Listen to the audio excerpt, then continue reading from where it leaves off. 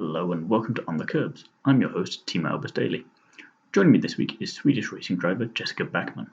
We caught up recently to chat about her excellent start to the German Touring Car 2022 season, who her racing heroes are, which karting championship was the most satisfying to win, her award-winning cats, and more. So, without any further ado, let's just get straight into it, and I hope you enjoy our conversation.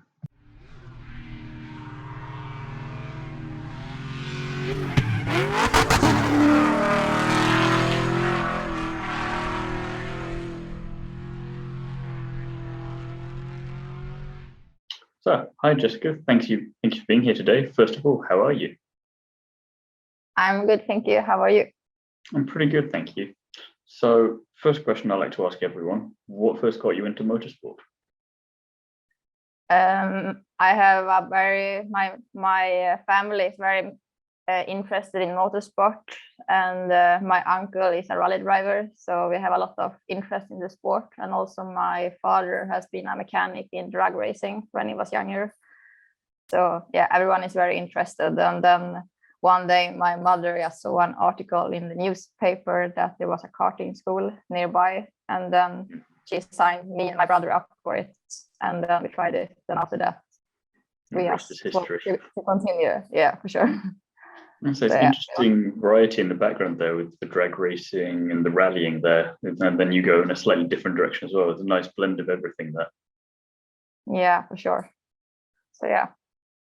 Then you obviously did quite well with the karting because you were Swedish karting champion 3 times. Was there a particular time that was the most satisfying for you? Yeah, like you said, I have won the Swedish championship 3 times, and I think the first title was the nicest one because it's always the first is always the nicest, I think. And then the second one was quite good as well, but I was so nervous that day, so it was close that I wasn't even going to win. And then the year after, I had like no pressure at all because I moved up to rallycross that year and hadn't even been in a kart for 1 year. So then I was just driving without pressure, and then it was I was driving better for sure. So yeah, all of them means a lot, but I think the first one is the best. By the time you got to that third one, you're like, oh, I've done this twice, this will be fine now. But the third one, I wasn't expecting to win, so that was quite surprising, to be honest. But yeah, it's a nice way to finish off before you go to the next thing. Yeah, exactly. It was a good closer of the karting chapter. Definitely. And so then, like we were saying, you transitioned into touring cars and you drove with your brother as well. So what was the most challenging thing about the switch to touring cars and also racing with your brother? My brother is 2 years older than me, so in karting he was always driving in one category higher than me, so we didn't really drive against each other. But then when we moved up to rallycross 2017, it was like the first time we were actually racing against each other. And then when we moved up to touring cars, we have already been racing against each other 1 year, so we wasn't really thinking about it, but we always take it as an advantage than a disadvantage that we are racing against each other, because we can actually help each other move forward. So yeah, that's a good thing, I think. I think so, yeah. Did the time in rallycross help you to drive better in the touring cars straight away then, because it's more track focused than rallycross is, whereas rallycross you're kind of always prepared for the unexpected. So if that happens in touring cars, maybe you have an advantage there. Yeah, for sure. In rallycross, you learn a lot of driving control because there's a lot of sliding and stuff like that. So you really have to learn to control the car. And so yeah, for sure, I have a big advantage of that. And also, you need to be very quick in the start because it's only 4 laps or 6 laps in rallycross, and in karting we had like 20 laps in the final to win a race. So it's very, very for sure different. And then when we moved up to touring car, for sure it has always been an advantage that driving a lot of different type of cars. So yeah. Do you have a preference then on how long you like your races to be? Was 4 laps too little, but 20 laps too much, or what's your thoughts there? I think 4 laps it was very quick, so it was very strange going from karting to rallycross, because it was like you're driving in a car for like 5 minutes, and then after that it's finished. So it was very strange. That's your day. Yeah, very strange. And then in karting we always had a lot of testing and stuff like that. You can test how much you want and wherever you want, and it was always a lot of test days before a race. And in rallycross it was only 4 laps. It was very, very hard. And also the same now in touring cars, it's very hard to test a car, because you need the whole team to be on place, and with tires and everything, mechanics. So it's for sure a lot less testing. So then you need to prepare yourself for every week as much as you can without driving in the car. I say, how much would you be able to prepare yourself for a rallycross race then, if it's so short? Like, what would you be doing to try and get the maximum out of it? In rallycross, we did actually do some car control, like sliding a lot in the winter at home, because we live in north of Sweden, where we have a lot of snow and ice on the winter. So we were actually trying to slide a lot on the ice and try to prepare ourselves for rallycross. But yeah, it was for sure difficult, but we did whatever we could do to be ready. And also we did some sim practice also on the rallycross tracks, but yeah, for sure a lot less than what I'm used to. Always fun to go play about on the ice a bit and slide around, though, I imagine.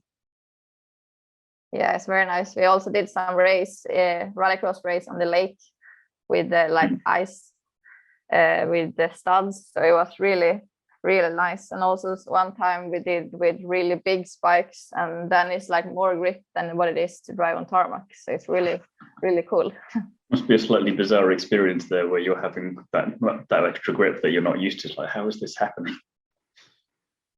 Yeah, exactly. And the funny thing is that the more you go on the gas, the more grip you have. So if you just lift up the gas in the middle of the corner, then you roll around. So you really need to be brave to actually drive on every grip you have. So yeah, it's a very good experience, to be sure.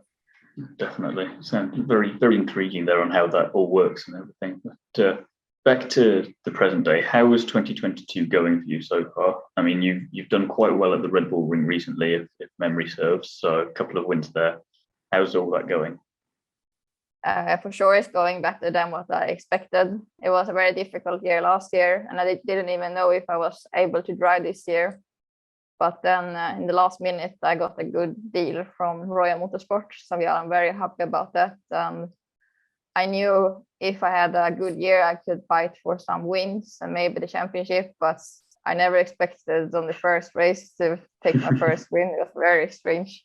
And then going to Red Bull Ring, winning both races is just unreal. So yeah, for sure, I'm very, very happy. And yeah, there seems to be a few stories like that from last year to this year, where last year wasn't necessarily the best year, and then last minute something turns up this year and it goes really well, and you're like, oh, this is exactly what I want.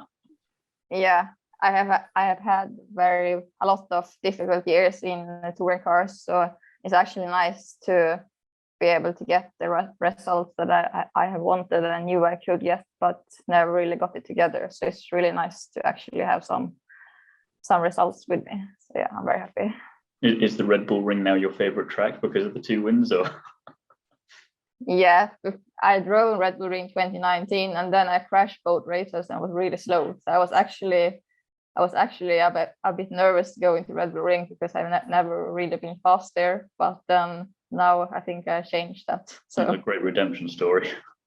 Yeah, for sure. So how long is the rest of this season for you, and do you have any other racing plans for 2022? For the moment, I only plan to do the TISA Germany Championship, but maybe if something come up, I will for sure want to drive even more. But yeah, right now it's 5 more runs in TISA Germany, and next one is I think 17th of June, so it's in about 3 weeks in Salzburg Ring. So it's also a new track for me, so it'll be fun to try something new. But it's a lot of long straights, I saw, so I think it will be a difficult race there. But yeah, I'm looking forward to it. Well, you never know. 3 wins so far. See how many more we can add to this. Yeah, I just gonna take one race at a time and try to do my best. And for sure, I want to be on the top of the podium again because it's very nice up there. I can imagine. Yeah. You've also been selected to be part of the Swedish national team for the third year in a row. How much does that mean to you? For sure, it means a lot because you can talk a lot with all different drivers that also drive in different motorsport categories. So it's for sure I'm very happy to be part of it and to learn from other drivers. So yeah, I'm very happy to be able to be there for another year. So yeah. And so as well, then, because you get to meet all of these people, do you have any motorsport role models? And if so, have you been able to meet any of them through this or not yet? My biggest role model is Michael Schumacher. And yeah, I met him one time on a karting track in Genk, actually. So I got his autograph. So yeah, I'm very happy about that right now. A bit of a pinch me moment. Yeah. So yeah, he's a big role model, and also Sebastian Vettel has also been a good role model. And I also met him and got a picture with him on the other karting tracks. I'm doing very well.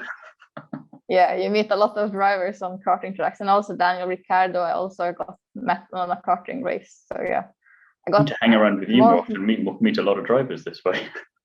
Yeah, exactly. So yeah, I have a lot of role models in Formula One. I don't have so many role models from Sweden, but for sure there's a lot of good drivers like Marcus Ericsson. I also met him, and yeah, all Felix Rosenqvist and all of them drivers are in the national team. So yeah, it's very good to learn from each other. I was going to say the last few years in particular, there's been more Swedes slowly coming into motorsport. It feels like there's just more and more of them, so everywhere. Yeah, exactly. We have two of them in IndyCar now, and they're doing very well. So, and also it's coming more and more drivers up in higher categories. So it's very nice for Sweden. So then, you've done like ice driving, you've done the touring cars, you've got the karting. Are there any other forms of motorsport that you'd like to try in the future? Yeah, for sure. I'm up for all different categories because right at the moment I only driven touring cars in like a racing car. So for sure I would like to try something else. But yeah, it depends what comes up. I'm open for suggestions, and for sure I think like GT cars and like things like that will also be nice to try, and yeah, maybe IndyCar or something like that. I don't know, but yeah, it will be nice. All the doors open for you. Yeah, I have my doors open to all different things. So yeah. Is there a fun racing story then that you can share either from this year or any other point from your motorsport career so far?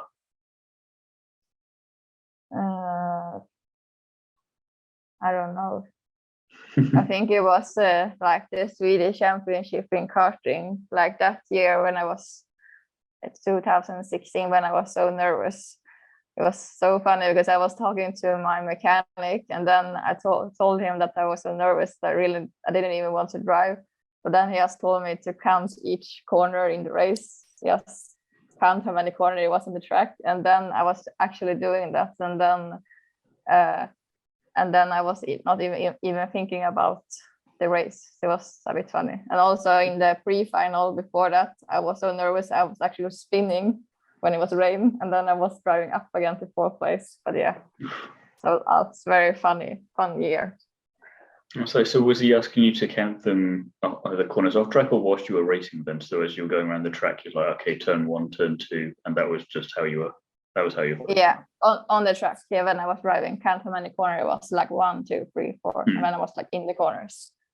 So yeah. So it's a neat way to trick your brain into not focusing on the race there. Just kind of, did it feel more like a qualifying lap than a race then? Because you were just so focused, or? Yeah, I think so. I don't really remember. It was a few years ago now, but I was just taking my brain thinking about something else and actually race. So it was actually working. Yes, this kind of small thing was working. So it's funny how the brain can work in some different places. So yeah. How satisfying was it then you spun obviously, but then you got all the way back up to fourth. How satisfied were you with being able to recover that well? at that moment I was just angry on myself that I spun because I was in the lead. But yeah, in the end of the day, I was starting fourth in the actual final and won the race with like 1,000 or something. Well, so, that's enough. Yeah, that was enough. So yeah, in the end, I was just happy that I was actually be able to win even if I spun. So yeah. I was going to say, not to say you're too good or anything there, but even spinning, you're fine. You can still win the race. Yeah, everything is possible. Yeah, so a couple of non-motorsport questions just to finish off then. What's the best thing that you've ever put in a sandwich? I'm quite boring. I just like ham and cheese on the sandwich. That's like my classic, style. Not boring. Yeah, classic. So yeah. Ham and cheese, can't beat ham and cheese. And then, are you a dog or a cat person? Cat person. I love cats. Before we had a lot of cats at home, and we was even doing like kind of competitions with our cats. And one of our cats was like European Championship, won the European Championship and the World Championship. So they were really nice. But at the moment, they are gone now. But yeah, for sure, I would like a cat again. How many cats was a lot of cats?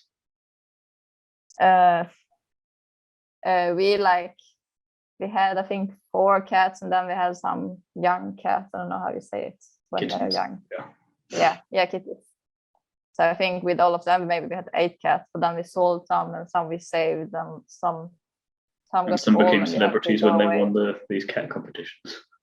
Yeah, we had really nice cats. So yeah, I love cats. Cats it is. Well, it's been a pleasure chatting with you today. I want to wish you best of luck for the last 5 rounds of the season. Got fingers crossed there. Hopefully it goes as well as it has been so far for you. So thank you for being here today. Thanks a lot.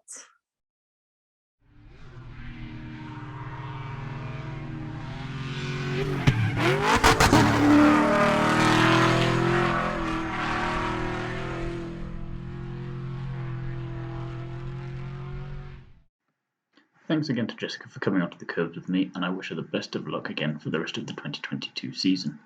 Join me again soon when I'll be chatting to another famous face from the world of motorsport. And in the meantime, don't forget to like, comment and subscribe, and check out the other videos on the On the Kerbs YouTube channel. And listen to me talk about Formula 1, amongst other things, over on the Undercut podcast. Away from YouTube, you can follow me over on Instagram at t.albers.daily.onthekerbs and read my various motorsport articles over on Is It Fast, Paddock Sorority and Supercar Blondie. Thank you for listening, and I'll see you again next week for the next episode.